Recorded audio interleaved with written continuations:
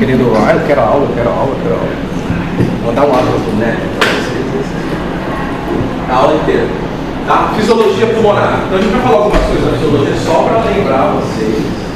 No caso, eu não sou fisiologista, ainda bem. Tá? E as coisas são mais importantes, tá? Porque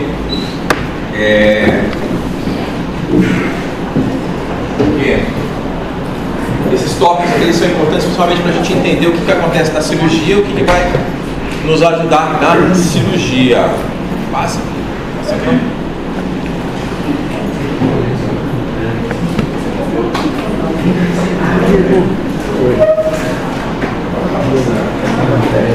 Tá, então vamos lá.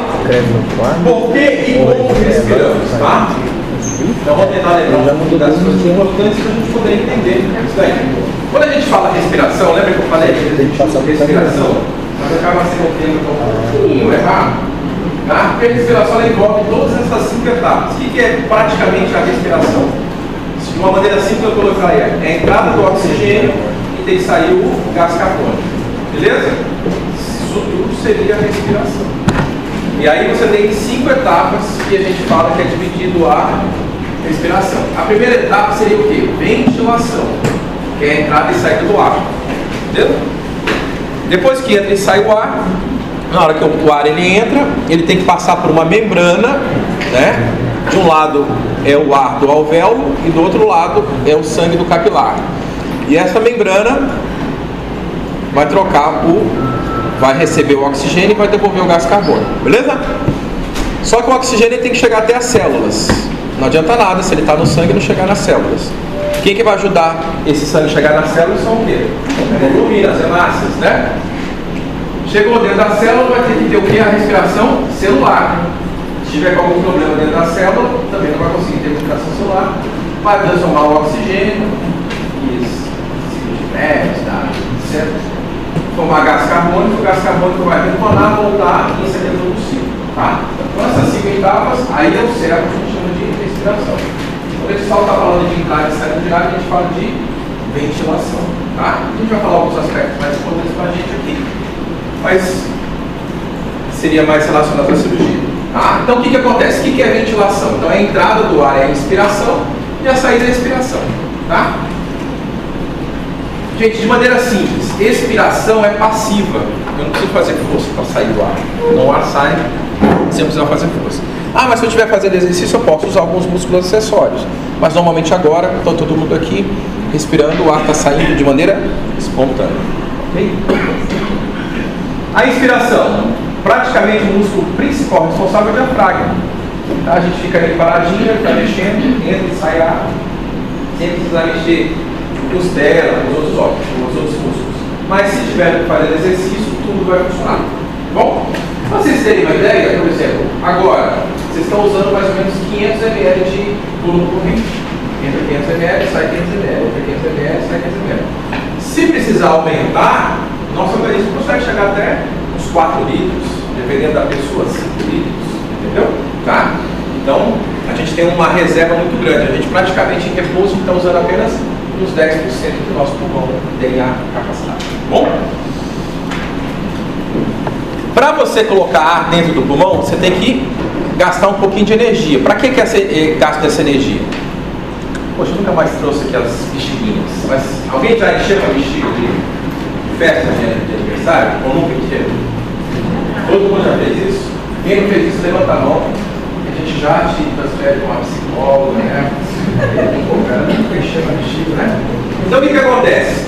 Quando você está começando a encher a bexiguinha, tem que fazer muita força no início. É meio duro para ela começar. Mas quando ela começou a ficar cheia, fica mais fácil, não fica? Aí você consegue colocar mais ar. Quando ela está perto de estourar de novo, ela fica dura de novo. Tá? Então ela tem 2 momentos que você tem que dar muita pressão para ela conseguir aumentar um pouquinho de volume, que é no início e no fim. Então isso é que nem no pulmão. Se você tiver uma atelectasia, você tem que dar muita pressão para ela começar a encher. E se o seu pulmão estiver muito cheio, ele vai estar já no finalzinho. Se você colocar mais pressão, ele pode até estourar, né? Fazer um barulhão. Então a complacência pulmonar é isso. A gente não pode ter o pulmão muito vazio nem muito cheio. Então a ventilação ela vai ter que gastar uma energia para tentar vencer a complacência pulmonar. A gente vai ver que tem doenças que pioram a complacência pulmonar. Por exemplo, se a pessoa tem uma atelectasia por secreção, a complacência pulmonar está piorada. Se ele tem um enfisema pulmonar, está piorado. Se tiver um pneumotórax, está piorado. Se tiver um derrame pleural, piorado, tá? A gente vai ver. O que é essa resistência tecidual? Mexer o tecido, né? Pode ser, ó, pleura que uma pleura vai precisar com a outra, né? Tá? Resistência das vias aéreas. Tem alguma resistência para o ar passar pelas nossas vias aéreas. Com tudo isso, uma pessoa normal gasta de 3 a 5% da energia no mercúrio, tá? Então, 3 a 5% da nossa energia durante o dia a gente está gastando para entrada e saída de ar. Beleza? É um valor já considerável. E uma pessoa doente com enfisema pulmonar grave, quanto você acha que gasta de energia? Gasta mais ou menos? Mais, né? A complacência vai gastar, ele está pior, né? Vai gastar mais. E chega a quanto isso aqui? Quem dá mais? 100% não chega, né? Todo até de 20%, entendeu? Então por isso que esses caras que têm uma doença pulmonar muito grave, muitos deles são o quê? Magrinhos, porque gastam muita energia para conseguir fazer isso daí. Bom? Outra coisa importante para a gente lembrar são as pressões, tá? Quando eu estou puxando o ar está entrando, certo? Onde tem maior pressão? Aqui fora ou dentro do pulmão? Fora. Lembrar que tudo vai da pressão maior para a pressão menor. E quando eu estou soltando o ar, né, o ar está do pulmão indo para fora, onde é que está a pressão maior? No pulmão. Então a pressão dentro do pulmão, em um momento ela pode ser menor do que a de fora, em outro momento ela pode ser maior do que a de fora, tá? Então o que é essa pressão? É a pressão dentro do alvéolo, beleza? Tá? E essa pressão pleural, o que é essa pressão pleural? Seria entre as duas pleuras, certo? Essa pressão pleural entre as duas pleuras, imagina só, se eu conseguir fazer um furinho na parede torácica aqui, certo? De qualquer pessoa, o que vai acontecer com o nosso pulmão? Vai o quê? Vai murchar, vai fazer um pneumotórax. Se ele vai murchar, então significa que aquele pulmão lá, a tendência dele é o quê? Tá tentando fechar. Então a pressão pleural, a tendência dela é sempre ser o quê? Negativa. Tá? A gente vai ver que ela tem uma importância para quê? Para manter o pulmãozinho um pouquinho aberto, para melhorar a complacência, certo? Então a pressão pleural ela costuma ser sempre negativa. E a diferença entre a pressão pleural e alveolar, a gente vai ter a pressão no tecido pulmonar, que a gente vai ver que ela tem uma importância para tirar o líquido dos alvéolos, etc. Bom, então esses são só conceitos.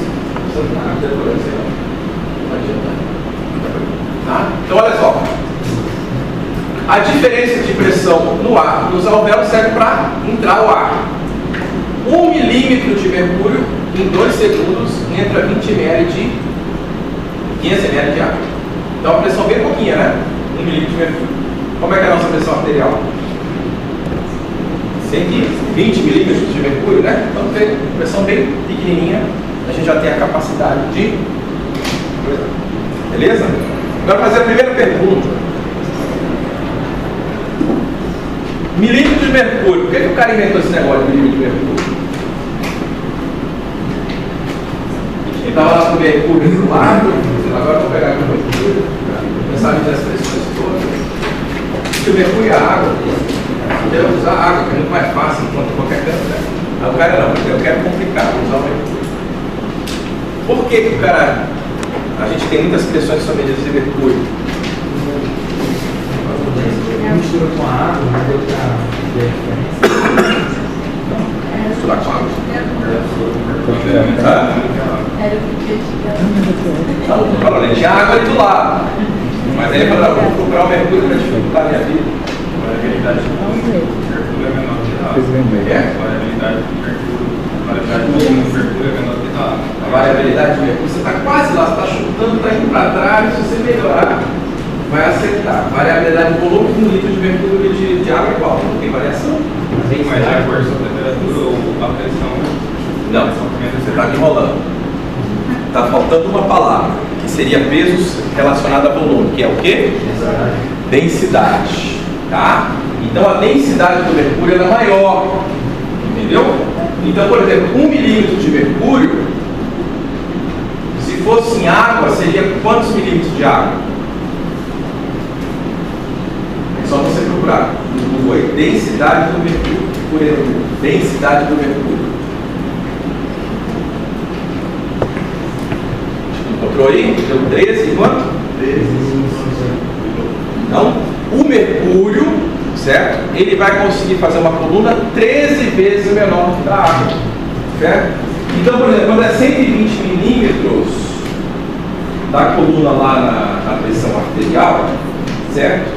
Eu tenho uma parede aqui de 120 milímetros, aquela coluna aqui de 120 milímetros a quantos centímetros? 12 centímetros, né? Se fosse em água, ia ser quanto? 12 vezes 13. Entendeu? Então ia ter um sfigmomanômetro que tem que ter quase 2 metros de altura. Então por isso o cara inventou o mercúrio. Não é que ele inventou, o cara foi inteligente, né? Vou usar o mercúrio e eu vou colocar ali a coisa, tá?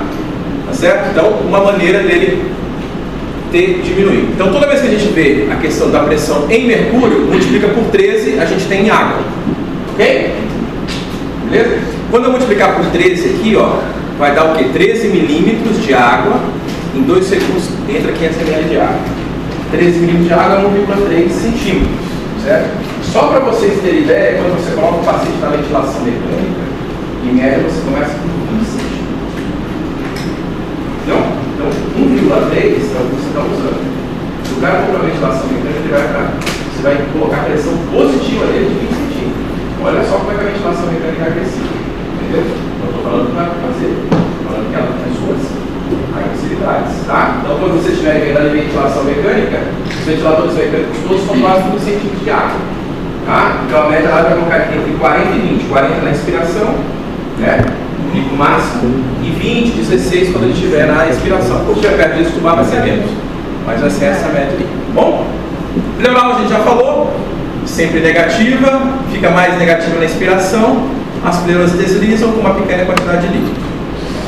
Ah, mas essa pressão pode ser positiva? Pode, gente. Pode ser positiva. Entendeu? Tá? Mais uma vez eu vou fazer uma pergunta, eu quero sinceridade de vocês. Entendeu? Alguém nessa sala, alguma vez, fez aquela brincadeira que pedia para o cara respirar fundo, aí empurrava o peito do cara contra a parede? Alguém já fez isso? Levanta discretamente a mão se alguém já fez isso. Alguém já fez? Nunca ninguém fez isso. Vamos fazer essa brincadeira agora, vocês? Não, falando sério, ninguém nunca fez isso, cara. Mas eu já ouvi fazer, mas nunca fiz. Você já viu o cara fazendo na hora? Ah, então você viu. Pelo menos você viu. Você não está querendo falar que fez, mas você viu. Tá bom? Aqui, essa sala só tem santo. Ninguém fuma, ninguém bebe, ninguém usa outras coisas diferentes. É tudo da igreja. E aí, quando você viu, o que aconteceu com o cara? Mário. Aí ele desmaiou. Você viu o cara empurrou lá o cara e o cara desmaiou. E por que aconteceu? Mas não lembro mais, estava desmaiando. Por que aconteceu isso? Então vamos lá. Se eu colocar uma pressão pleural muito positiva, certo? Tá? Digamos que eu colocar uma pressão pleural muito positiva, ela se for uma pressão pleural que dificulta o retorno venoso, o que vai acontecer com essa pressão? O sangue não vai chegar no coração, né? Certo? Se o sangue não chega no coração, o débito cardíaco dele vai o quê? A zero. Então ele desmaia naquele momento, tirou a compressão e logo em seguida volta ao débito, né? Aí o cara desmaia lá e todo mundo, cara, depois ele acorda. Aí quando ele acordou, vocês ficaram tranquilos, né? Mas na hora você assustou, não foi? Você assustou um pouco? Você nem estava perto mais. Não? Já estava de sair correndo. Gente, acho que vocês não tiveram infância. Vocês são a época do celular, essa época do celular. Transpulmonar a gente já falou um pouquinho. Tá? Então, para que serve essa transpulmonar? Que é a diferença da pleural e da alveolar. Manter o pulmãozinho um pouquinho aberto. Beleza? Ok? E a tal da complacência. Eu já falei um pouquinho para vocês da complacência. O que acontece? Tem dois pontos que são muito ruins do pulmão na questão da complacência. Quando ele está muito vazio quando ele está muito cheio. Tá? Então eu tenho que colocar o meu pulmão mais ou menos aqui no meio termo, para não precisar fazer muita força e não exigir muito do meu pulmão. Então se o meu pulmão tiver com atelectasia, para eu encher ele é muito duro, difícil. Se ele estiver muito cheio com enfisema pulmonar, também é muito difícil. Tá? Lembrar, quando é que o nosso pulmão tem atelectasia, é um momento que é muito difícil para a criança. Lembra aquelas crianças que nascem prematuras, né?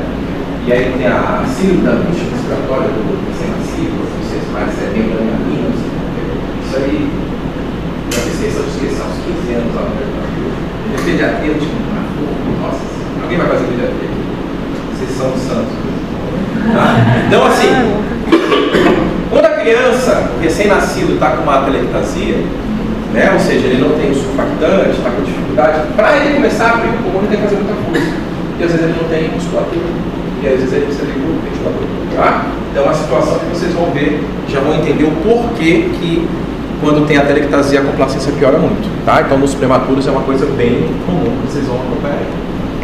Complacência pulmonar em relação ao nosso pulmão. O nosso pulmão, gente, eu costumo exemplificar, é como se fosse uma esponja. Certo? A esponja não tem um escurinho no ar, certo? Então assim, tem sangue e ar dentro do pulmão, certo? Se eu tiver ela cheia de sangue, só com líquido, entendeu? Vai ter ar dentro dela? Não. Vai ter troca gasosa? Não. Certo? Se eu tiver só ar dentro dela, ela seca, sem sangue, vai ter troca gasosa? Não. Precisa do meio termo. Ela não pode estar nem com muito sangue, nem com muito ar. Bom, então onde isso acontece na melhor forma agora? Agora a gente está aqui agora, somos normais, a princípio somos, né? Parece ser normal. Certo? Onde é que é o nosso melhor local do pulmão agora? É no meio do pulmão. Certo?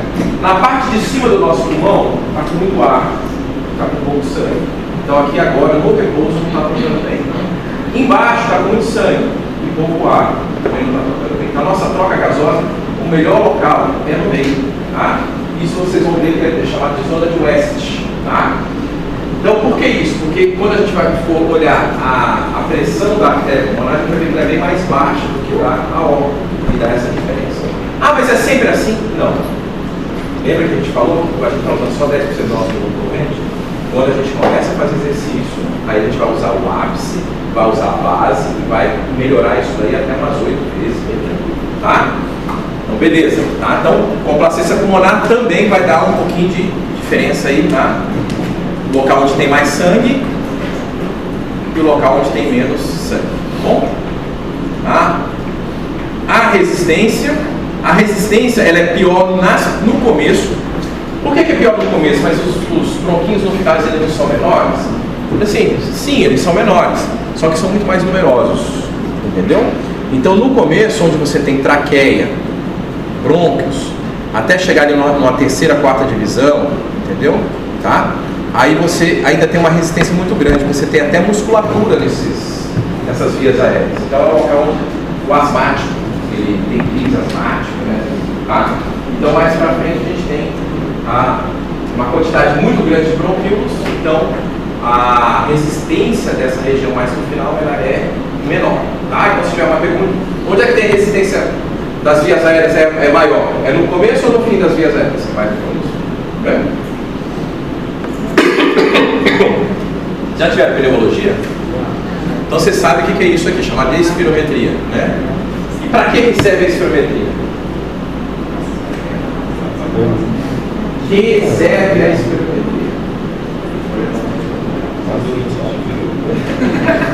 E para que serve isso?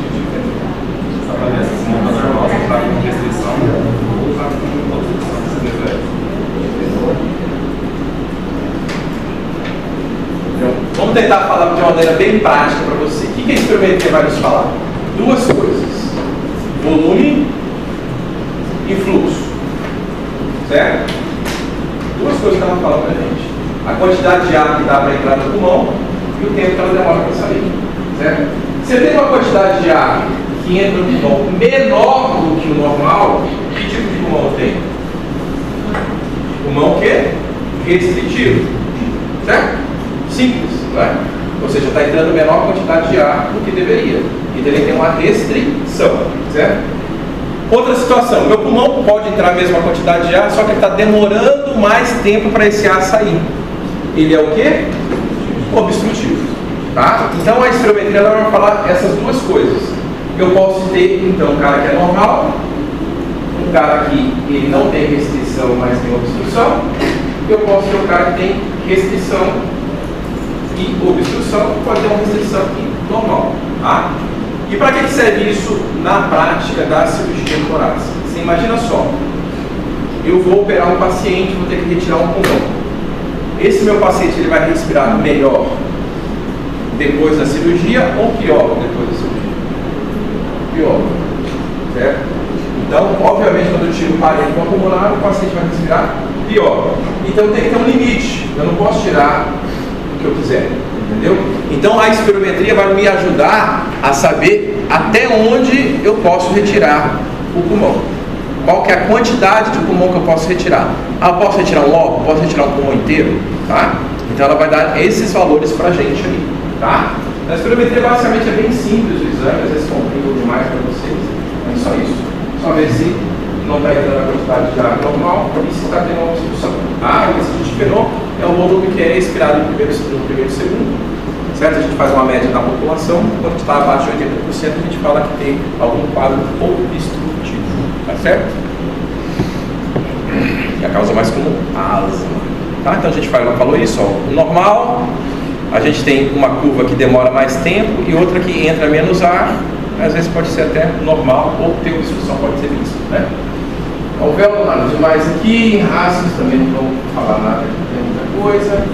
Tá, aqui assim, gente, só para vocês lembrarem, para você ter uma parte pulmonar, o que você vai ter que ter? Você vai ter que ter um condutor de ar, que é o bronco, tá? Esse bronco normalmente vai acompanhado por uma artéria, que leva sangue o quê? Sangue arterial ou é um sangue venoso, né? Sangue baixa quantidade de oxigênio. Chegou no alvéolo, vai ser oxigenado e vai voltar pelas veias, tá?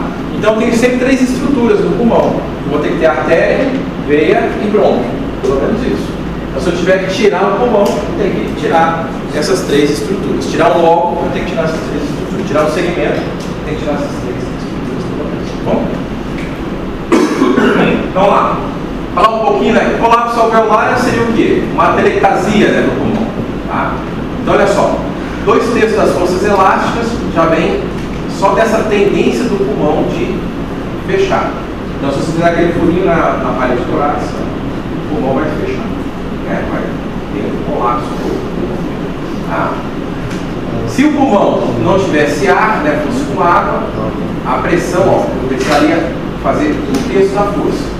Então a gente paga o preço de respirar ar. Entendeu? A gente precisa ter um sistema respiratório adaptado e a gente tem que fazer toda a estrutura, gastar mais energia para manter o pulmão aberto. Bom? Então, a superfície, né, a tensão superficial do nosso pulmão tende a fechar os alvéolos e o surfactante, vocês ficam escutando na pediatria, né, que é como se fosse um detergente, ele serve para o quê? Tentar evitar isso. Tentar diminuir essa força, fazer com que você consiga respirar mais. Tá? Isso aqui é uma foto clássica para você ver que a gente sempre pergunta: de onde que vai o ar? O ar vai do A para o B ou vai do B para o A?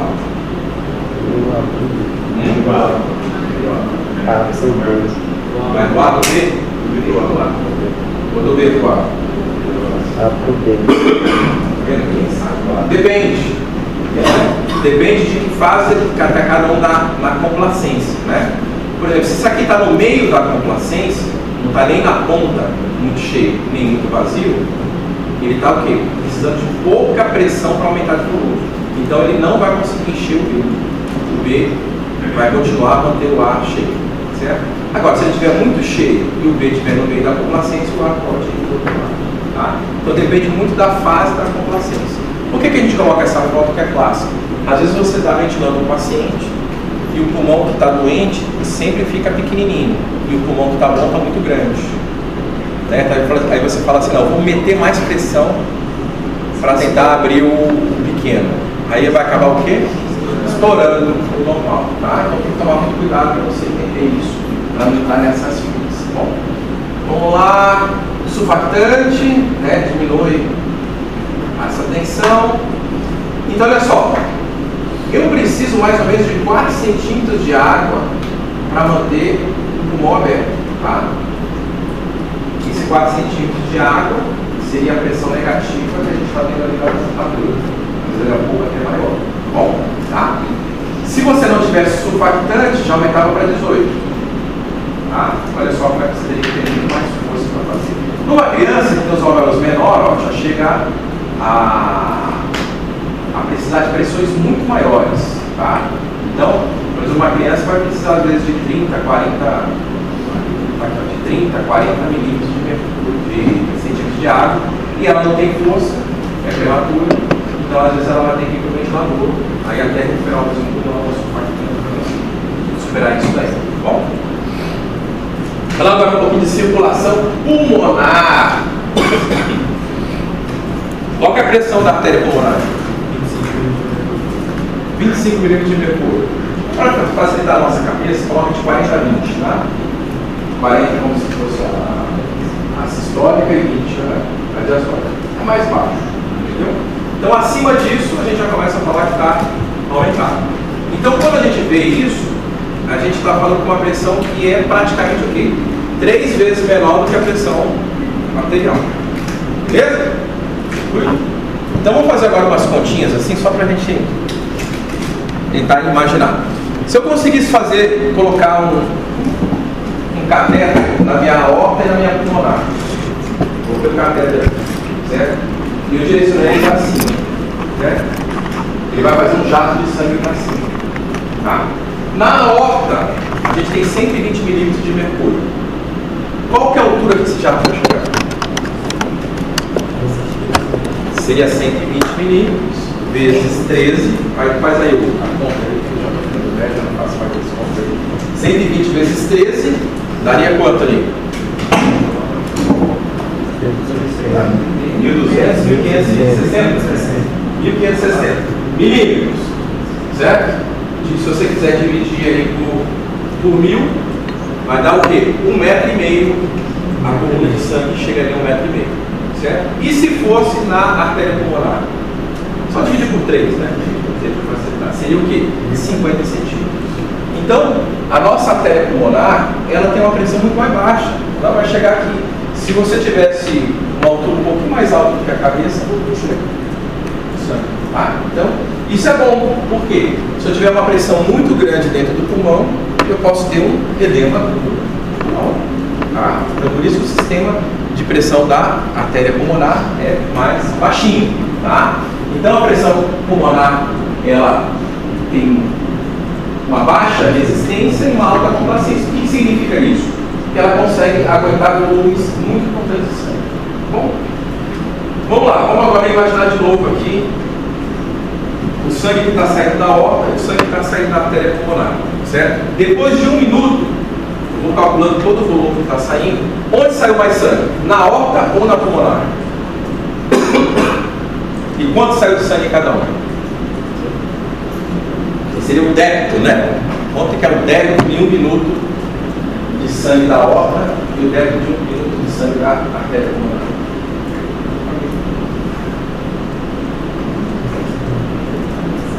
E onde sai mais? Na aorta ou na pulmonar? Quanto vocês estão querendo? Na aorta.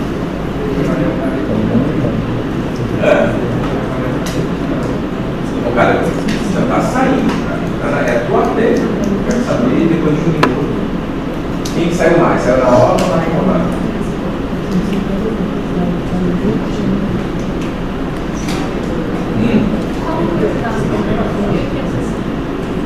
Não, esquece qual é a pressão. Vai precisar de volume.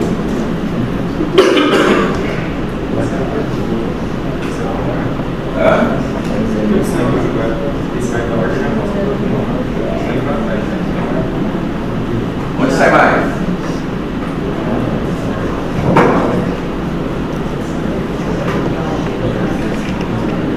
Vamos lá, gente, é raciocínio. Aqui pela moda, você não precisa nem saber medicina. Esse cara tá tendo hemorragia? Não. Tá perdendo sangue para algum lugar? Não. É um circuito fechado? É. Todo o sangue que passa na aorta vai para onde? Vai para o corpo inteiro, volta para o ventrículo, do átrio direito, ventrículo direito e depois vai para onde? Então todo o sangue que passa na aorta passa no pulmão, não passa? É ou não é? E contando, o volume que passa na aorta é o quê? Igual ao volume da pulmonar. Gente, esse conceito é que tem que ter, tá? A aorta passa um pouquinho a mais, com algumas coisinhas, artérias broncas, uma besteirinha, mas é o mesmo volume, gente. Não está perdendo sangue, entendeu? Então a quantidade de sangue que passa, por exemplo, teto cardíaco médio é uns 5 litros por minuto, entendeu? Vai passar 5 litros de sangue no pulmão, entendeu? Só que vai passar os 5 litros de sangue no pulmão com uma pressão 3 vezes menor. Tá? Então o pulmão ele tem que aguentar a mesma quantidade de sangue do corpo inteiro. Tá? Então por isso que ele tem que ter pouca resistência, né? Alta complacência. Tá bom? Tá? Então lembrar isso daí. Artérias e veias, pressão da artéria pulmonar. Tá? Então, o nosso pulmãozinho ele sofre bastante essa questão da zona de West, lembra que eu te falei em cima, embaixo, no meio, né? Certo? Então, dependendo da posição, isso aí vai variar, né? Ou seja, onde tem mais sangue, vai ter uma pior troca, onde tem menos sangue também, tem que ser no meio termo, bom? Débito cardíaco, quando fizer essa pergunta, vocês têm que ter esse conceito que o débito cardíaco do lado esquerdo, que passa na aorta, é o mesmo que passa do lado direito, tá bom? A gente vai ver que na aorta acaba passando um pouquinho mais, porque tem um débitozinho de alguns vasos, mas é pouca coisa, tá bom? E aí assim, quando você está aqui em repouso, o que acontece? O nosso pulmãozinho está todo meio fechadinho, a gente não está usando ele por completo. Então muitos vasos do nosso pulmão estão meio tortuosos e não estão precisando usar, tá? E aí quando você começa a aumentar, a gente chama de recrutamento do pulmão, tá? Você vai ter o quê? Uma distensão do pulmão e vai aumentar o fluxo desses vasos todos aí, tá? Então, por exemplo, está passando mais ou menos 5 litros de sangue no repouso. E de repente eu preciso começar a fazer algum tipo de atividade física, exercício, corrida, alguma coisa. Até quanto de sangue vocês acham que aumenta?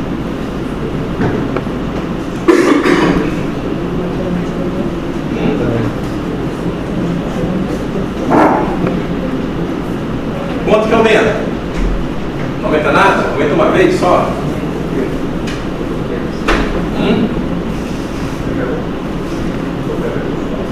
Você está no repouso agora, não está? Você começou a fazer exercício. O seu débito cardíaco tem 5 litros por minuto, ele pode chegar até quanto? Ou não aumenta? Fica 105 litros. Até 7 litros. Ainda mais. Ainda mais. Ainda mais. Gente, pode chegar de 6 até 8 vezes mais. Então você pode chegar até uns 30 litros de débito cardíaco. Entendeu? Então o que acontece? Olha só como é que esse pulmão tem que estar adaptado para aguentar isso daí. Tá? Vou dar um exemplo para vocês bem simples. E eu acho que todo mundo já aconteceu. De repente você fez um pique de corrida muito rápido. Tipo assim, certo? E quando você chegou no final desse pique de corrida, você começou a ter uma sensação muito forte de ar. Isso já aconteceu com alguém de vocês. Você sabe o que significa isso? Que o seu débito cardíaco aumentou tanto, que você estava praticamente pré-edema pulmonar. Você não tem doença, repouso, tudo volta ao normal. Ok? Se tiver alguma doença, aí às vezes não consegue recuperar e volta. Então você pode ter um aumento muito grande, tá? Do débito cardíaco. Por exemplo, esses atletas de elite, né? Às vezes aumenta 8 vezes, 9 vezes o débito cardíaco. Então às vezes vão estar com um volume de 40 litros por minuto aí, bem mais, tá? Uma coisa que é diferente na circulação pulmonar do que na circulação sistêmica, que também encontra sistema esse conceito, os alvéolos que estão recebendo pouco oxigênio, eles falam assim, ó, não manda sangue para cá não. Estou recebendo oxigênio, não manda sangue para cá. E aí você tem uma vasoconstrição nessa região onde não está recebendo oxigênio no pulmão.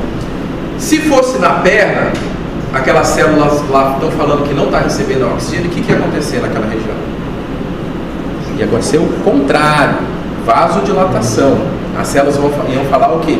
Abre os vasos, porque eu preciso de mais sangue, tá? Então isso é um conceito importante, vocês vão ver isso aí quando acontece em algumas situações, tipo pneumonias, retirada de pulmão. Você vai ver que vai acontecer o quê? Um aumento da pressão da artéria pulmonar, tá? Pessoal, Oi? por exemplo, assim, se eu estiver fazendo uma natação e aí eu fazer a apneia, a circulação vai aumentar só que eu não estou respirando. É o mesmo caso? Não, quando você está em apneia, o que acontece? Você está consumindo oxigênio e está começando a aumentar o gás carbônico, entendeu? Em determinado momento, a sua fração de oxigênio no sangue está mais baixa. Como é que o organismo vai compensar isso? Ele vai ter que circular mais sangue, entendeu? Então, no começo, você pode estar até com uma frequência cardíaca baixa, entendeu? Pode estar até uns 30, 40 de frequência, porque você está hiperventilado, entendeu? Depois de um certo tempo, essa frequência vai começando a aumentar, até que você tem que respirar, entendeu? Tá? Então, na apneia, você não vai ter a troca gasosa, mas o organismo vai se adaptar de uma maneira para que você consiga jogando o oxigênio para fora, manda o oxigênio para a célula. Então, você vai aumentar a sua frequência cardíaca. Tá? Então, no começo está tranquilinho, quando começa a faltar oxigênio, vai dar essa sensação. Bom. Tá? Então, ó, alguns vasos brônquicos, suprem a árvore brônquia e desagam diretamente nas veias pulmonares. Assim, o débito do ventrículo esquerdo é um pouquinho maior do que o do ventrículo direito em 2 a 3%. Tá? Então, a quantidade de sangue que passa na órbita, na pulmonar, é um pouquinho mais na órbita. Tá? Mas a ideia que vocês têm que ter é o que? É a mesma quantidade. Tá? Para ter variação. Bom, que mais? Pressão do capilar pulmonar, em torno de 7 milímetros de mercúrio. Ok? Então, quando você tem essa pressão no capilar pulmonar, do capilar pulmonar, o sangue vai para onde? Vai para onde? Vai para as veias pulmonares, né? Depois da veia pulmonar vai para onde? O capilar vai dentro do pulmão. Acabou de receber sangue da artéria. Agora esse sangue tem que voltar. Esse sangue volta pela veia. Depois da veia pulmonar, ela entra onde? No lado esquerdo. Então a pressão no capilar pulmonar, ela tem que ser maior ou menor do que no lado esquerdo?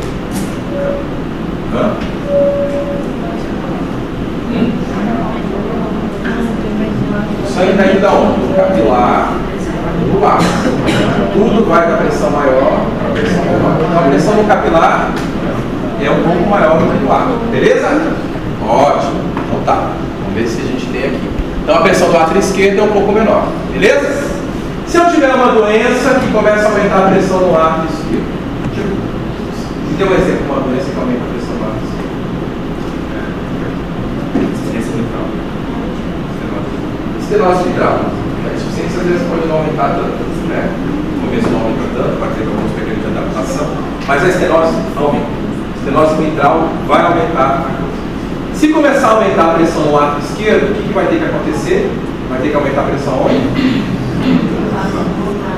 Certo? Até que chegue em determinado momento que a pressão do capilar pulmonar está tão grande que esse sangue do capilar pulmonar ele pode o quê?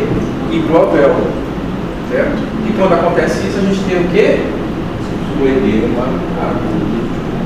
Beleza? Então o edema agudo de pulmão ocorre quando a pressão do capilar pulmonar está tão alta que aí começa a jogar, transudar sangue para o alvéolo. Aí o paciente começa a ter falta de ar. Bom? Isso aqui tem mais para vocês, eu sou ganas. Mas era um cateterzinho que a gente conseguia chegar até a cunha, né, que a gente chama, medir a pressão do capilar. Era uma medição indireta do átrio esquerdo. Hoje tem outros métodos. Então no exercício eu aumento o débito sem aumentar muito a pressão pulmonar, tem aquele recrutamento dos vasos, a gente já falou. Pressão da artéria pulmonar consegue ficar estável mesmo, aumenta até 6 vezes o débito cardíaco, se o cara não é treinado, melhor ainda mais. Quando o átrio esquerdo começa a ter uma pressão maior de 7 milímetros, começa a aumentar a pressão da artéria pulmonar. Entendemos isso, né? Porque tem que empurrar o sangue do capilar lá. Pressão de átrio esquerdo de 25 a 30 milímetros, começa a edema agudo. Tá? Então, quando o cara está com edema agudo de pulmão, o negócio está feio já, hein? Está bem feio. O lado esquerdo está arrebentado. Ok?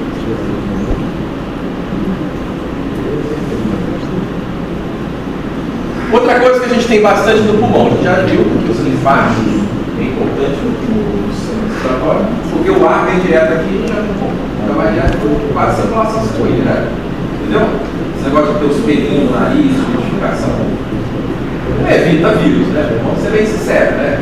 Isso aí é só história para boi dormir. Quem mata o vírus mesmo é os nossas células, né? Linfócitos, leucócitos, etc. Então precisa ter muito linfático. E para que serve esse linfático? Já viu? Para proteção? Mas o linfático também vai fazer o quê? Deixar os nossos alvéolos secos. Adianta ter o alvéolo com líquido dentro? Não. Por exemplo, o paciente que está com pneumonia, qual é o problema da pneumonia? Fica com secreção dentro. O paciente com bronquite crônica, qual é o problema da bronquite crônica? Fica com secreção dentro. Entendeu? Então esses pacientes eles têm problema respiratório por quê? Não tem troca gasosas. Vamos? O volume de sangue nos pulmões, se você pegar os dois pulmões agora então de uns 500 ml, mas passa a mesma quantidade do corpo inteiro. Então, o resto do corpo inteiro está com 4,5 litros e no pulmão está 500. Mas quando vai circulando, circula com 5 litros por minuto, tá bom? Esteirinha. Área total de trocas do pulmão, em torno de 100 metros quadrados. O que significa isso? Se eu abrir o pulmão inteiro, todos os alvéolos vai dar 100 metros quadrados. Olha só, não mais necessário. Beleza? Então, tem bastante pulmão, né? Vou dar para arrancar bastante pulmão, tá vendo? Vai se decorar essa legal. Cadê? Valsalva, hemorragia de diminuição, isso é meio óbvio, né? Insuficiência cardíaca, estenose mitral, aumenta o volume de sangue dos pulmões. Também é claro, né? Está tendo uma obstrução, o pulmão fica mais cheio. É uma coisa meio óbvia, né? Vou colocar aqui rapidinho para vocês verem. Então, o que acontece? Você vai ter uma movimentação do líquido dentro do pulmão. A ideia é sempre deixar o que? O alvéolo seco. Tá?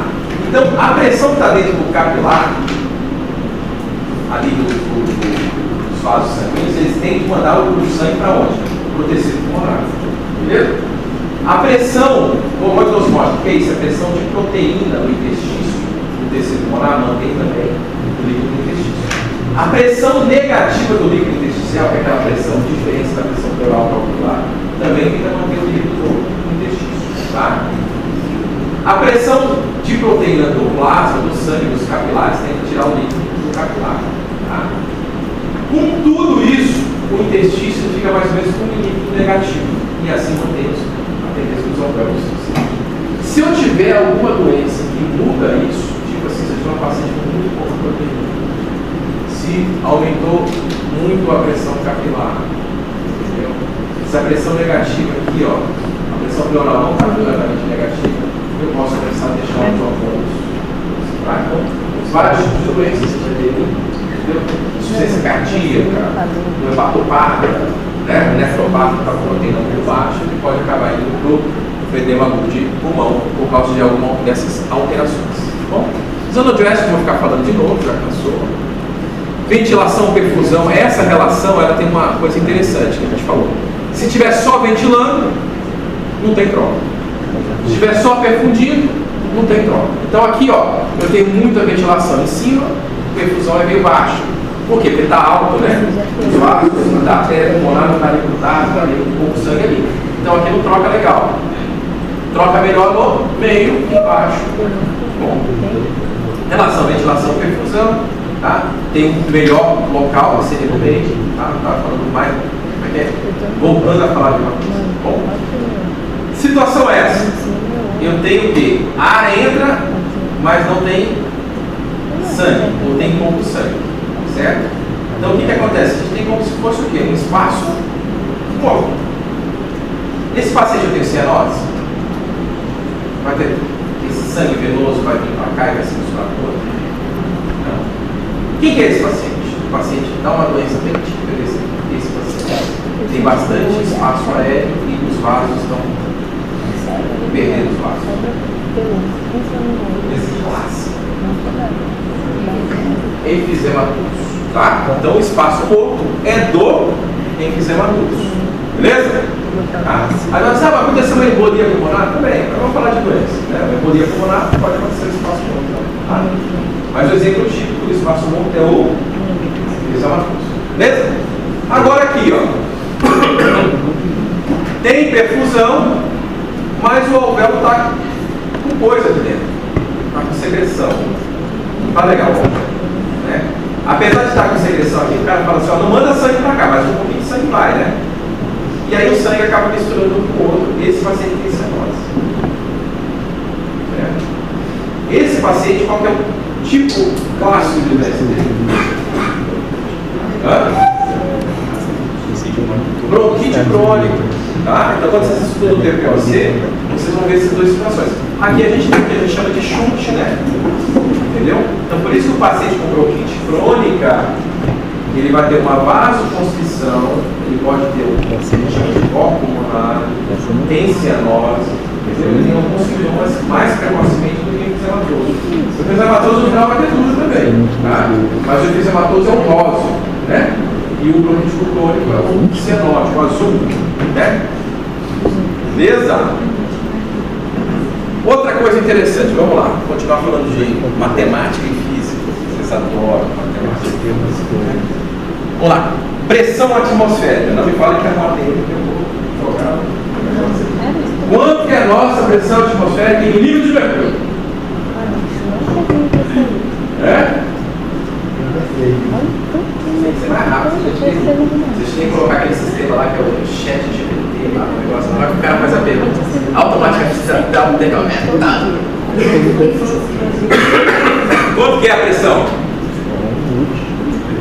Vocês têm que falar, depende. 760. Depende. No nível do mar, 760. Né? Então, no nível do mar, você tem 750 milímetros. Vamos colocar 750 para facilitar a conta, porque a gente está ficando velho. Vocês também estão ficando velho. Sabia disso, não? Vocês estão aqui nessa sala de aula, podia estar se divertindo. Estou acreditando que o futuro vai ser melhor.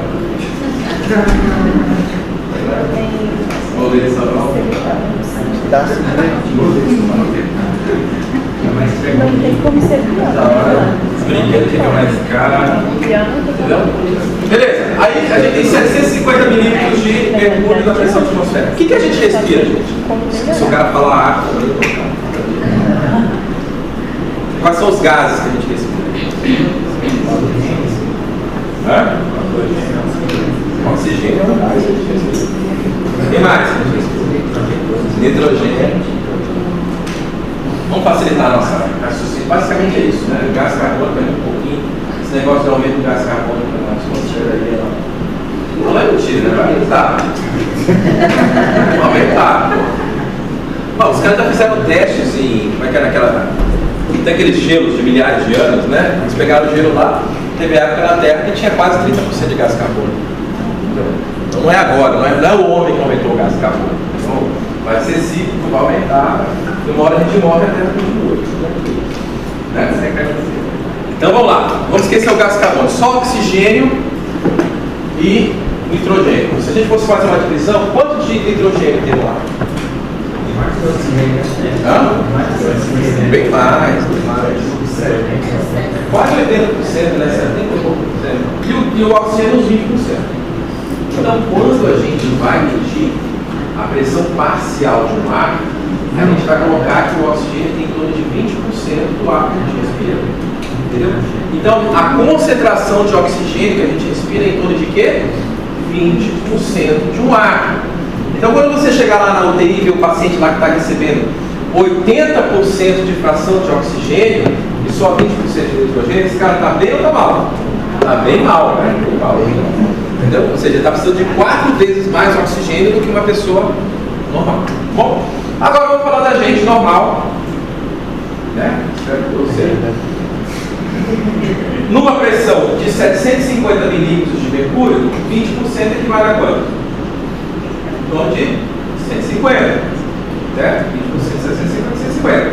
Então a gente, toda hora que a gente puxa o ar, a gente está puxando 150 milímetros de oxigênio, nível de mercúrio de oxigênio, como se fosse uma pressão parcial.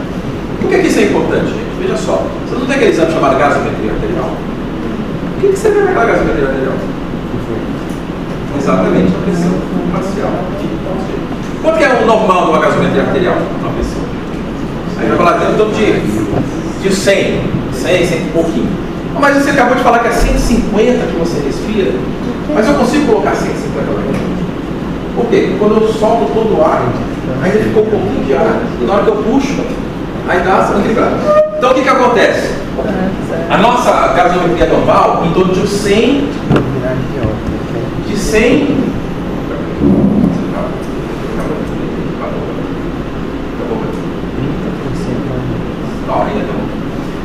em torno de 100 é o que eu espero que uma pessoa normal tenha, tá? Então o que acontece? Quando eu tenho em torno de 100, olha só, meus vasos, o fluxo sanguíneo está praticamente 100%. Tá? Se eu colocar muito mais oxigênio, não melhora muito. Entendeu? Por isso que na gasometria a gente pede gasometria todo santo dia do paciente regulado, e a gente vê. Se tiver na gasometria mostrando 200, o que eu tenho que fazer no aparelhinho? Diminuir a concentração de oxigênio. Em vez de dar 80, vamos colocar 60, vamos ver como é que ele fica. Para ver se ele fica mais perto da normalidade. Não posso dar oxigênio demais, também dá problema. Bom? Certo? Só isso daqui, tá? Vamos para outra parte aqui. Difusão.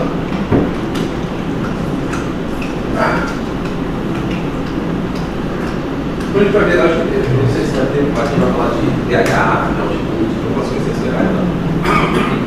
A outra parte agora a gente vai estar o quê? Na membrana, no pulmão e via difusão, tá? Quando você vai estudar lá aquelas coisas de física, não sei o que lá, vocês estudaram, vocês fizeram uma experiência na biologia com a membrana do saco, vocês fizeram alguma coisa? Não? Porra, era traumatizante, a gente ficava um dia inteiro fazendo um negócio, uma experiência lá numa difusão da membrana do saco, pegava a barriga do saco, secava a barriga, colocava lá para fazer negócio de difusão lá, uma coisa doida lá. Inutilidade total, mas. Então a difusão vai ter um monte de coisa que vai influenciar, certo? Mas veja só, os meus fatores, eles não mudam muito. Que gás que eu estou pesquisando aqui? É o oxigênio e o gás carbônico. Problema? Esses gases que me importam. Então, a solubilidade do gás eu já sei. Área da membrana, isso me ajuda. Entendeu? Se eu tiver um paciente que tem os 2 pulmões normais, a difusão dele vai ser mais legal. Se ele tiver um pulmão a menos, a difusão vai ser o quê? Metade. Se tiver uma pneumonia no pulmão inteiro, metade. Se tiver um pneumotórax inteiro, metade. Então, a área da membrana já tem importância. Espessura da membrana tem importância, gente? Aí tem também. Dependendo da doença, se o cara está com edema agudo de pulmão, como é que está lá a membrana? Está toda inchada de líquido? Piora, entendeu? Então também é outra coisa que piora. Peso molecular, a gente não vai variar. Temperatura a gente é homeotérmico, entendeu?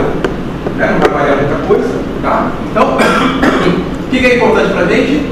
A área da membrana e a espessura da membrana, certo? Então, se você tiver doenças que variam isso, a sua difusão pode estar piorando. Aí tem essas equações, gente, você quer levar? Toda coisa complicada, sempre tem a coisa que você precisa saber. Tá? O que é a coisa simples que você precisa saber aqui? Ó? Coeficiente de solubilidade. Olha só, o coeficiente de solubilidade do oxigênio é 0,024. Do gás carbônico é 20 vezes mais. Entendeu? O que significa isso? O gás carbônico ele consegue sair com muito mais facilidade do que o oxigênio. Entendeu? Aí, vou te dar uma pergunta. Qual que é melhor? Um paciente que acumula gás carbônico ou um paciente que está ainda piorando a absorção do oxigênio? Qual que é melhor? O cara, quando começa a acumular gás carbônico, o negócio está muito. Porque o oxigênio, eu consigo fazer o quê? Dá uma bala de oxigênio para ele lá. Era 20%, vou colocar uma massa de 30%. Como é que eu faço com os seus dois? Tem que falar para o cara, respira mais rápido. Entendeu? Fica mais complicado. Tá? Então, toda vez que você tiver um paciente retentor de gás carbônico, ele, na teoria, é mais grave do que o cara que está ficando hipocêntrico, certo? Ou seja, começou a reter gás carbônico, a situação começou a ficar muito ruim, porque o gás carbônico tem 20 vezes mais difusão do que o oxigênio. Tá? Aí, para os mergulhadores, aí, ó, o nitrogênio tem uma difusão muito menor do que o oxigênio. Para você lembrar aí aquela coisa da embolia gasosa. Tá? Por isso que o mergulhador, se ele subir muito rápido, vai dar embolia gasosa. Tá? O que é essa embolia gasosa? Quando ele vai subindo muito rápido, o nitrogênio forma umas bolinhas de ar que ele não consegue se dissolver. Entendeu? E aí pode dar essa embolia gasosa. Sabe? Certo? É a mesma coisa quando você abre o refrigerante, lá no refrigerante, começa a formar um monte de bolha. Formar um monte de bolha dentro dos vasos sanguíneos aí dentro do pé. Solubilidade é a mesma coisa, tá vendo? Ó, gás carbônico. Tá? O CO, que é o monóxido de carbono, a gente colocou aqui só para ver aqui, ó. É muito semelhante ao oxigênio, então ele disputa com o oxigênio, então, por isso que intoxica, né? Perigoso. Bom. Nossa, um monte de coisa de novo, né, gente? Mas nem eu sei para que quiser. Tá? A membrana respiratória tem todas essas coisas, ó. Mas basicamente aquilo lá, área da membrana, espessura da membrana, né? São coisas que são importantes para a gente entender. Bom? Olha, difusão também dos gases muda de acordo com o repouso do exercício. Ó. No exercício eu consigo difundir muito mais, ó, a capacidade de difusão. O gás carbônico. Tá? O sanguíneo, ele é rápido, ele passa em torno de 0,75 segundos no capilar. Em menos de um terço ele já entra em equilíbrio. Né? Tá? Então quando você vai recrutando os vasos no exercício, vai melhorando ainda mais essa difusão. Bom? Hemoglobina no transporte. Olha só como é que é a pressão do alvéolo do O2. 95, não é 150 porque tem um espaço morto, etc. A pressão da veia de 40 e a pressão parcial dentro das células de 5 a 23. Ou seja, na célula sempre tem que ser mais baixo, inclusive a própria veia. Certo? Só que vocês vão pegar paciente lá na UTI, que às vezes essa PO2 aqui na gasolina está 60. Como é que está a pressão?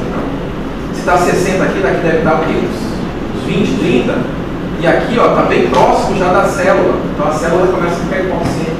Aí esse cara começa a ter sofrimento no rim, coração, no fígado. Aí começa a ter insuficiência dos órgãos e nós chegamos. Tá? Então, isso aí é coisa assim. Quando eu tenho muito CO2, CO2 ele é o quê? Ele é ácido, certo? Não é? Gás carbônico não é ácido? É? Fala que a Coca-Cola faz sal com ácido. Eu não acredito nessa história. Eu adoro a Coca-Cola. Muito bom. Então, é o último que fez mal.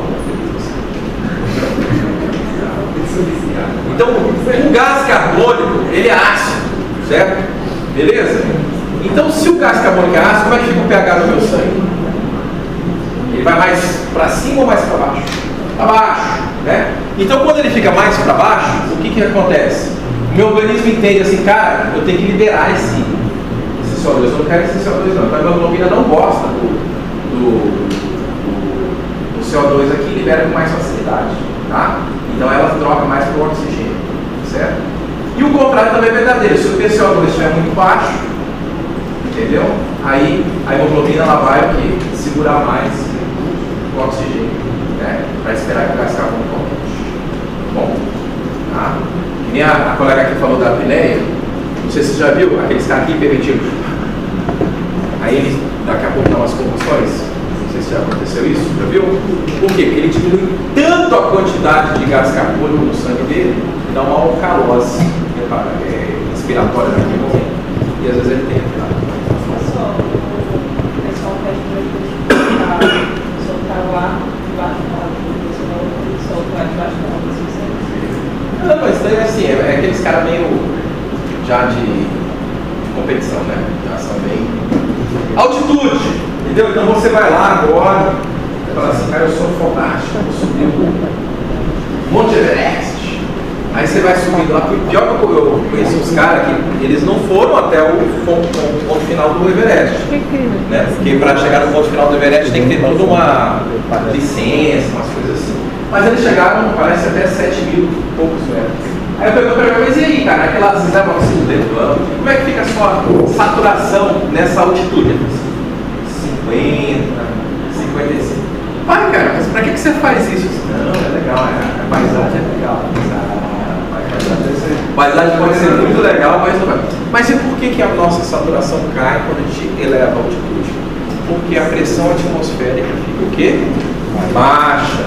Então quando a gente está mais alto, a pressão atmosférica, em vez de ser 750, será que está aqui? Mas ela já não é mais 750, vai caindo, entendeu? Então olha só, no solo, pressões parciais aqui, ó, de 120 de oxigênio, ela vai caindo quando já está em mais ou menos 8.000 metros aqui, ó, a pressão parcial é em torno de 40, 50, bem baixinha, e a saturação, ó, bem baixinha também, tá? Então quanto mais alto a gente vai ter mais dificuldade. É só por curiosidade. Mas fisiologicamente o corpo fica. Não, possa tudo, cara.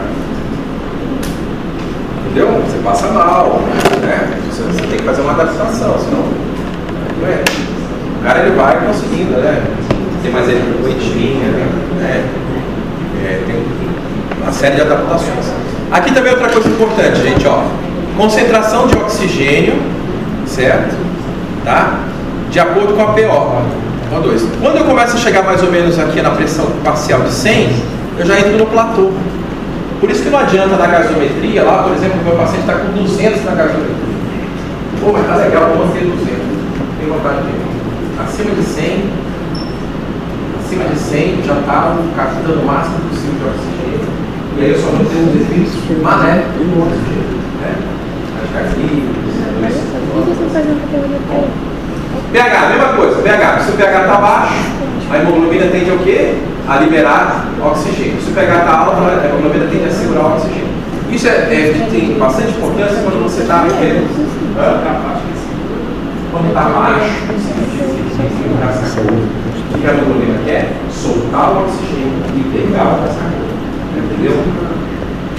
Então, por exemplo, quando você tiver, isso é importante que você diga assim, eu tenho um paciente que tem uma acidose respiratória, certo? Aumentou o PCO2, ele não conseguiu respirar adequado, o pH caiu, certo? Baixou. O que eu preciso fazer? Eu preciso fazer uma medida para melhorar a parte respiratória. Em vez disso, o que eu faço? Eu dou o quê? Uma base, eu dou um hidróxido para ele, entendeu? Certo? E aí eu tento só corrigir o pH sem corrigir a respiração. Então ele já estava ruim.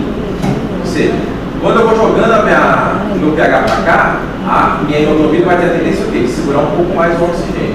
Então eu pioro. Então se eu pegar um paciente com uma acidose respiratória e der base para ele, entendeu? Você tem que tomar um cuidado com isso. Entendeu o que eu estou fazendo. Tá? Então, também tem essa importância para você. Tipos de hipoxemia. Tá? Hipoxemia anêmica, não tem sangue. Enxotóxica, alguma coisa dentro da célula. Hipoxêmica, não está conseguindo chegar o oxigênio direito na ventilação. E circulatória tem alguma obstrução. Tá? Então, você tem tipos de hipoxemia, só para vocês terem essa curiosidade. Oi.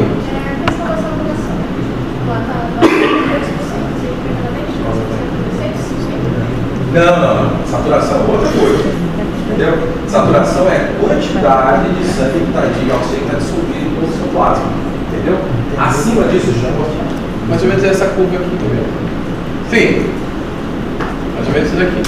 Essa daqui é a curva. Tá? Porque normalmente assim, você tem duas maneiras de você medir na gasometria. A maneira mais fácil é só o dissolvido no plasma. Entendeu? Então, quando eu já atinjo uma quantidade de acordo com o meu gráfico, entendeu? Quando eu já estou mais ou menos com 60%, 70% de PO2, a minha saturação já está praticamente 190%. Então, está abaixo, entendeu? Quando está em torno de 100 de PO2, a minha saturação está ali, normal, 96, 98, tá? Então, a saturação, ela tem outro parâmetro. A gasometria é um parâmetro mais, eu diria assim, mais concreto, entendeu? A oximetria às vezes pode variar, o cara está com frio, entendeu? Tá? Mas se você tem que estar acima de 80, PO2 acima de 80, a saturação vai estar normal, sempre. Na gasometria vai ter a pressão parcial de oxigênio, 80 milímetros de oxigênio, certo? Saturação parcial, porcentagem de e dissolução, que a gente consegue levar isso daí e falar que 98% da sua hemácia está conseguindo carregar sangue, carregar oxigênio, tá entendendo? Se tiver 60%, só 60%, os outros 40% não estão com oxigênio, entendeu? Mas é como se fosse assim, é uma tabela proporcional, entendeu? Vou te dar um exemplo. Às vezes você pode ter uma saturação muito baixa no paciente que está com HB de 5. Você só transfunde ele, colocou sangue na concentração normal, entendeu? Dá um HB de 10 e ele consegue voltar a saturar 98%. Entendeu? Por quê? Porque as fricções de gasometria, muitas dessas solução no plasma. Solução no plasma, entendeu? No plasma. Tá? Então, assim, é difícil você ter os métodos que devem dar hemoglobina, né? Na hemácia, que é um pouco mais caro. Mas tem também. Quando você tem dúvidas, você pode fazer o outro método. Gente, tudo isso aí é para vocês entenderem um pouco o que acontece durante a cirurgia, tá? Fiquem tranquilos, mas em 2 horas no máximo acaba. Não vamos fazer nada na hora do almoço, né? Aula volta. Tranquilo.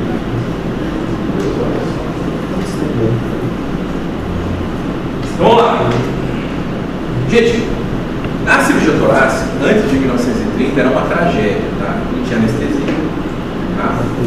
Já falei para vocês como é que foi a primeira cirurgia pulmonar? Não? Não. Aí temos livros, assim, a história da...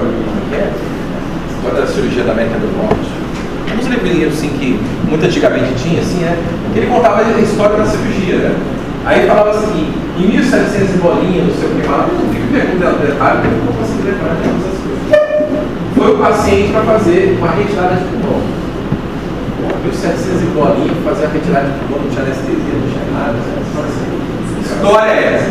Aí é uma história toda romântica, né? A casa toda limpa, com lençóis limpos, não sei o que lá, aí deitou o paciente, não sei o que lá, acho que dava álcool, isso, cara, não sei o que lá. Bom, isso realizou-se um corte logo abaixo do peito, certo? O cirurgião introduziu a mão, passou um laço na base do pulmão, certo? Deu um nó, certo? Retirou o pulmão, procedimento assim, 3, 4 minutos. É pra bom. Aí, descrição dos dias seguintes. Paciente bem, sobreviveu o paciente. Normalmente essas histórias só colocam os pacientes que sobreviveram. Sobreviveu, tudo bem, não sei o que lá. No 3º, 4º dia começou a sair, não tinha nem antibiótico naquela época. Né? Começou a sair uma secreção. A secreção começou a ficar fértil. 15. Do 7º ao 8º dia, saiu uma quantidade muito grande de sangue e o paciente morreu. Tá? Então o que era isso? Como você não tinha anestesia, você não tinha nada, você tinha que pegar tudo numa massa só, dar um nó, cortar o pulmão muito rapidamente, então o paciente ia entrar em choque, né, de dor, etc. E você fazia isso, só que estava tudo laçado lá. Aí a infecção começava a chegar, começava a apodrecer tudo aquilo lá, o fio ficava frouxo, e na hora que abria o fio, o que acontecia? Sangrava todos os vasos, o paciente morria de hemorragia.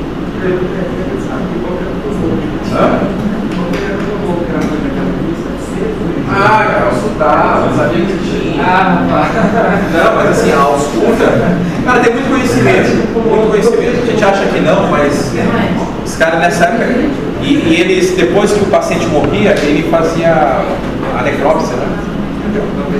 Então, assim, o problema todo é que você fazia uma ligadura em massa doída, era ruim, não tinha sistema de dreno. Analgesia era ruim. Diagnóstico, mal você tinha raio-x, não tinha broncoscopia. Então, basicamente, o que era nessa época? Era drenagens e as clerostomias. Clerostomias é aqueles buracos que você faz no buraco. Isso é cadeira da secreção. Tá? Então, era uma coisa bem rudimentar mesmo. Tá? Com o passar dos anos, foram melhorando, técnica, etc. E hoje em dia, o que acontece? O que é o mais importante da cirurgia torácica? A primeira coisa é saber se o paciente ele pode ou não retirar o pulmão. Entendeu? Se o paciente ele já tem uma dependência de oxigênio, eu tirar um pedaço do pulmão, o que vai acontecer? Entendeu? Então não é qualquer paciente que pode ser operado. Tá? Então tem que calcular as capacidades dele, calcular que pode ser dissecado ou não. ver se tem alguma doença ou não. Função cardíaca é importante, muito importante. Se eu retirar um pedaço do pulmão, como é que vai ficar a pressão na artéria pulmonar? Vai aumentar ou diminuir? Não tá, vai forçar mais o coração.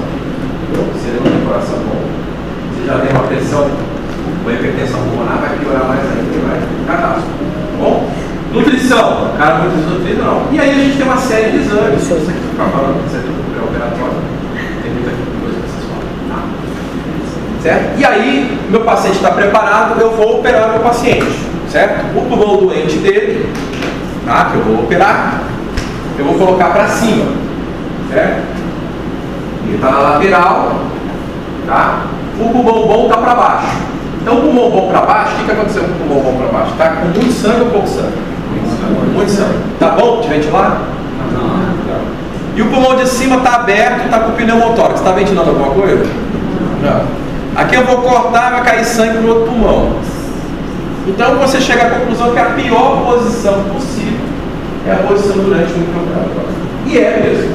Certo? Então, você tem que ter uma cirurgia, ver se tem condição do seu paciente aguentar. Por quê? Porque tudo pode dar errado aqui, nessa hora. Tá? Então, o paciente ele tem que ter uma série de condições. Não, a cirurgia torácica não é para qualquer paciente. Tá? Ah, mas aí, se o paciente ele não pode operar, aí você faz só a biópsia, né? Retira lá, dá o diagnóstico, vai fazer quimioterapia, radioterapia, entendeu?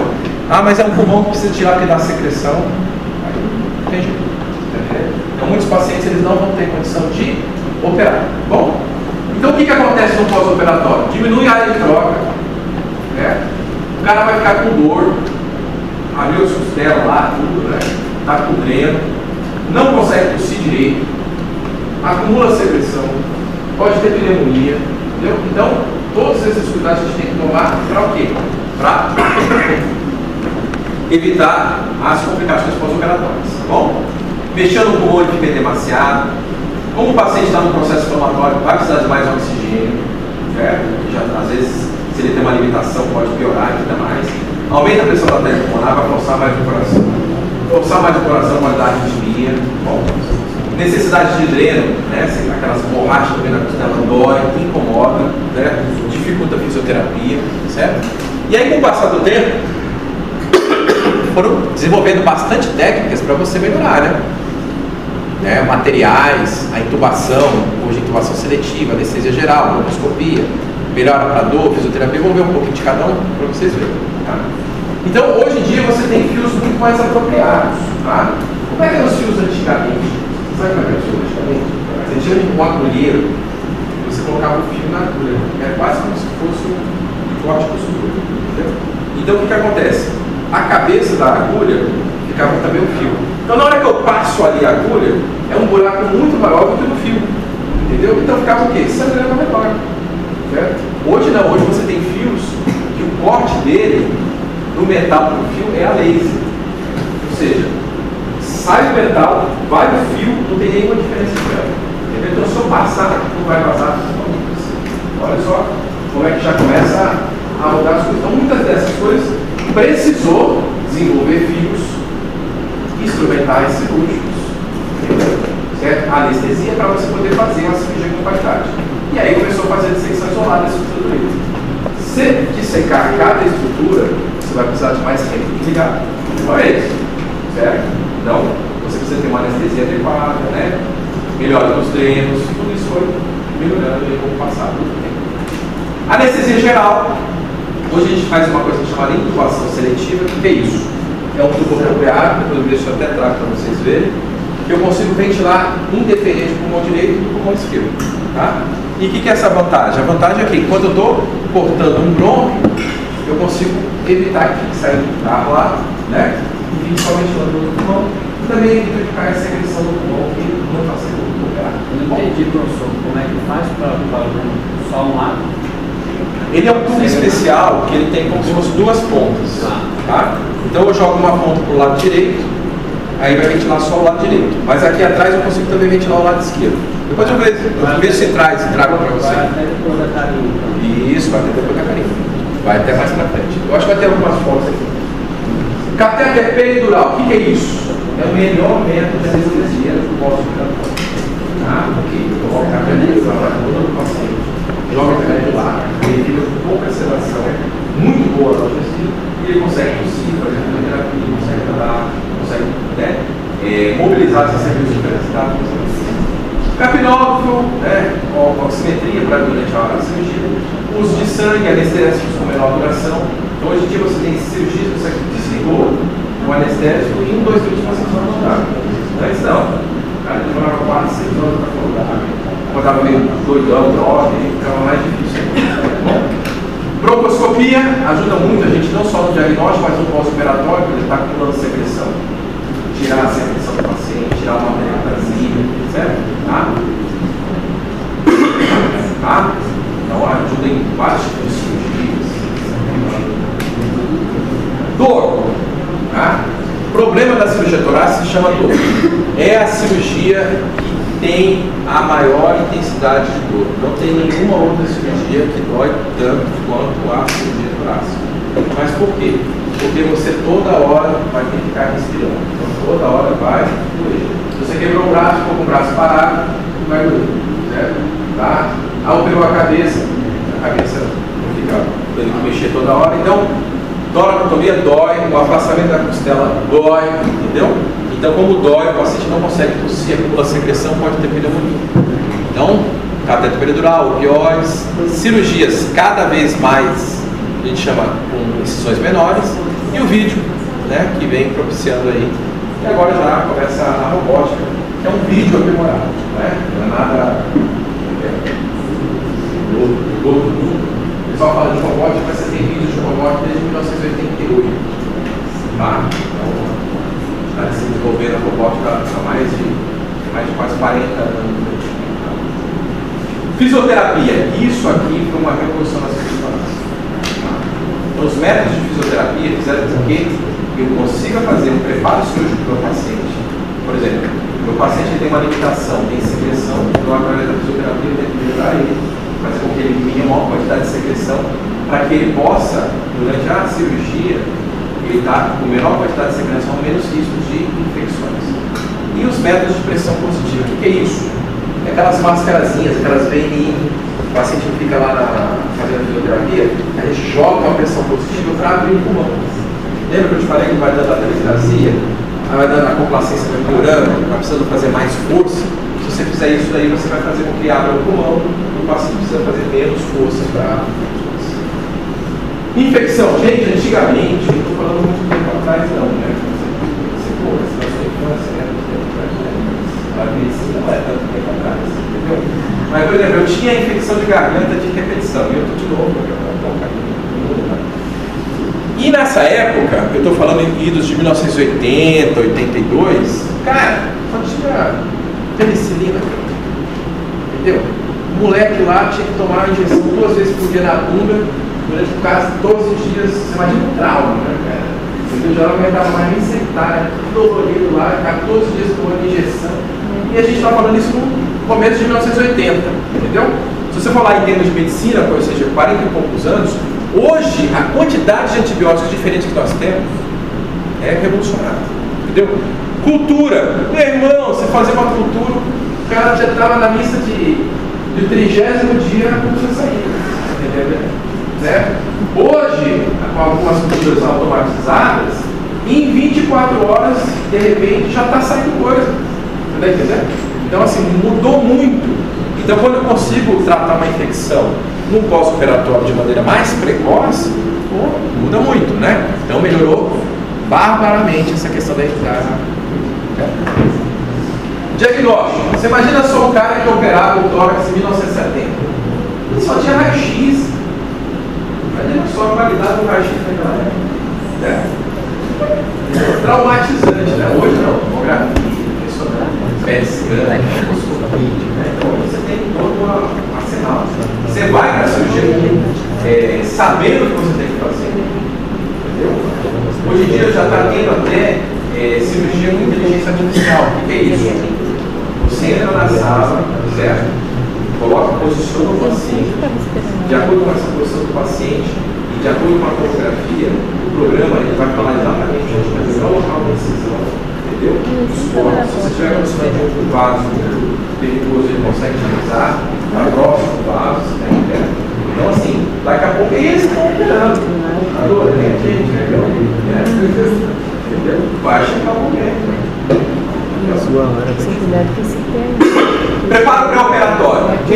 aqui é fundamental. Se eu tiver um paciente que eu tenho possibilidade de ter altos índices de complicação, eu não devo operar. Ah, mas por quê? É melhor ele fazer um outro tratamento e viver mais do que ele operar e ter muita chance de morrer, tá?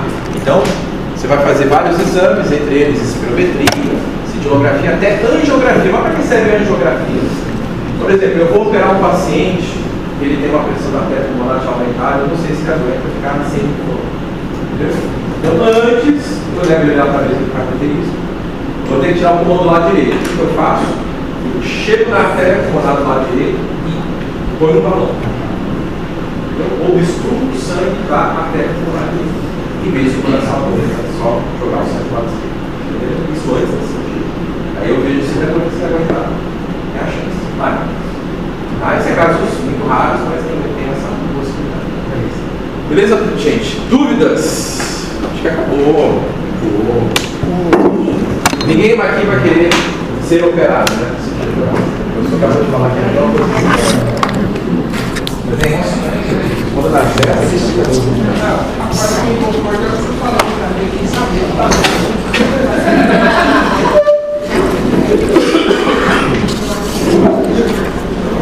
Então é isso aí, moçada. Até na semana que eu